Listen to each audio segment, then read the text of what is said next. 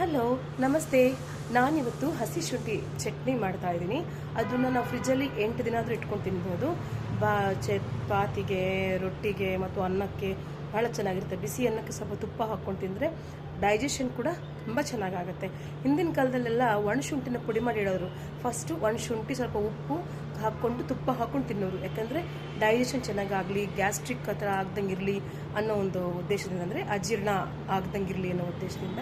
So ನಾನಿವತ್ತು ಹಸಿ ಶುಂಠಿ ಚಟ್ನಿ ಮಾಡ್ತಾ ಇದ್ದೀನಿ. ಈ ಪ್ರಾಸೆಸ್ ನಿಮ್ಗೆ ಇಂಟ್ರೆಸ್ಟ್ ಅನ್ನಿಸ್ತು ಅಂದರೆ ಟ್ರೈ ಮಾಡಿ. ಓಕೆನಾ? ಪ್ರಾಸೆಸ್ ನೋಡೋಣವಾ? ಮೊದಲು 1 ಸ್ಪೂನ್ ತುಪ್ಪದಲ್ಲಿ ಹಸಿ ಶುಂಠಿನ ಹೆಚ್ಚು ಹಾಕ್ಕೊಂಡಿದ್ದೀನಿ. ಇದೊಂದು 50 to 60 ಗ್ರಾಮ್ಸ್ ಅಷ್ಟಿದೆ, ಅಷ್ಟೇ, ಭಾಳ ಇಲ್ಲ. ಯಾಕೆಂದರೆ ಅದು ಘಾಟ್ ಇರುತ್ತೆ, ಅದ ಕಾರಣ ಮೀಡಿಯಮ್ ತೊಗೊಂಡಿದ್ದೀನಿ. ಆಮೇಲೆ 2.5 ಸ್ಪೂನಷ್ಟು ಉದ್ದಿನಬೇಳೆ ಹಾಕ್ಕೊಂಡಿದ್ದೀನಿ. ಉದ್ದಿನಬೇಳೆನ ಸ್ವಲ್ಪ ಕೆಂಪಾಗೋ ಥರ ಹುರಿಬೇಕು.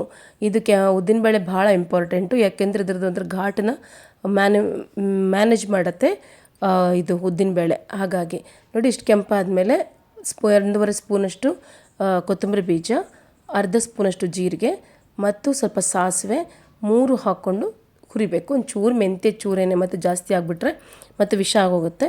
ಇಷ್ಟನ್ನು ಹಾಕ್ಕೊಂಡು ನಾವು ಹುರ್ಕೋಬೇಕು. ಇದು ಭಾಳ ಇಂಪಾರ್ಟೆಂಟು.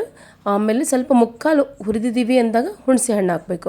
ಸ್ವಲ್ಪನೇ ಹುಣಸೆ ಹಣ್ಣು ಬೆಚ್ಚಗಾದ್ರೆ ಸಾಕು, ಯಾಕೆಂದರೆ ಮಿಕ್ಸಿ ಒಳಗಡೆ ಬರೀ ಹುಣಸೆ ಹಣ್ಣು ಅಷ್ಟೊಂದು ಇದಾಗಲ್ಲ, ಆದ ಕಾರಣ. ಆಮೇಲೆ ನಾನು ಇದಕ್ಕೆ ಒಣಮೆಣಸಿನ್ಕಾಯಿ ಮತ್ತು ಕರಿಬೇವು ಲಾಸ್ಟ್ ವಿಡಿಯೋದಲ್ಲಿ ಕೂಡ ಹೇಳಿದ್ದೆ. ಕರಿಬೇವು ಜೊತೆಗೆ ಹಾಕಿದಾಗ ಏನಾಗುತ್ತೆ, ಘಾಟು ಬರಲ್ಲ ಮೆಣಸಿನ್ಕಾಯಿ, ಆದ ಕಾರಣ ಇವೆಲ್ಲ ಡ್ರೈ ರೋಸ್ಟೇ ಮಾಡ್ಕೋಬೇಕು.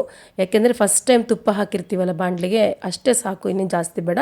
ಆಮೇಲೆ ಒಣಕೊಬ್ಬರಿ ಮಾತ್ರ ಭಾಳ ಇಂಪಾರ್ಟೆಂಟ್. ನಾನು ಇದಕ್ಕೆ 1-1.5 ಬಟ್ಟಲಷ್ಟು ಒಣಕೊಬ್ಬರಿ ಹಾಕ್ತೀನಿ. ಇಷ್ಟನ್ನು ಹಾಕಿದ್ದೀನಿ. ಹಾಕಿಬಿಟ್ಟು ಮಿಕ್ಸಿಗೆ ಹಾಕಿ ಒಗ್ಗರಣೆ ಕೊಟ್ಟಿದ್ದೀನಿ, ಅಷ್ಟೇ. ಸಿಂಪಲಾಗಿರುತ್ತೆ.